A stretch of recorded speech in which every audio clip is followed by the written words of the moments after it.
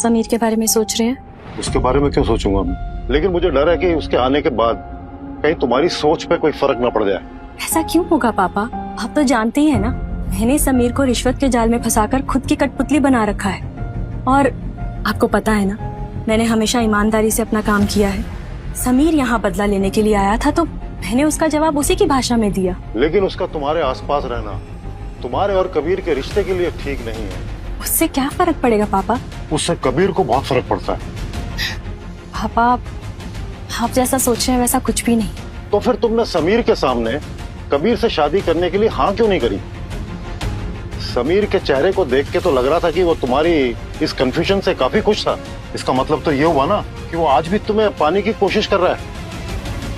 मैं ये बातें कबीर के सामने उछालना नहीं चाहता था, क्योंकि इन बातों से तुम्हारे और कबीर के बीच के रिश्तों में दरार पड़ जाती। आरुषि बेटा, मैं चाहता हूँ कि तुम और कबीर जल्द से जल्द शादी कर लें।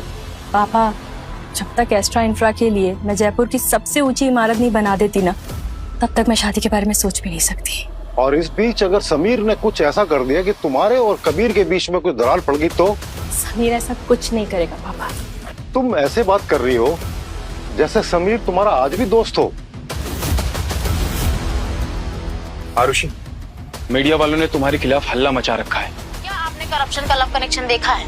जी हाँ, जयपुर के नए urban development officer Sameer Joshi का अफेयर एस्टनफ्रा की आर्किटेक्ट और बॉस आरुषि के साथ था। अब ऐसे में समीर जोशी ने अपनी पुरानी गर्लफ्रेंड आरुषि की कंपनी को गवर्नमेंट का एक बहुत बड़ा ऑर्डर दिया है। तो क्या ये सवाल उठना लाजमी नहीं है कि पुरानी जान पहचान के चलते ये सब काम हो रहा है? ये न्यूज चैनल वालों को ये बात कैसे मालूम पड़ी?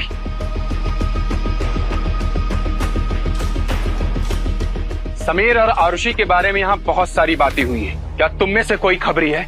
मैं तुम लोगों से पूछ रहा हूँ।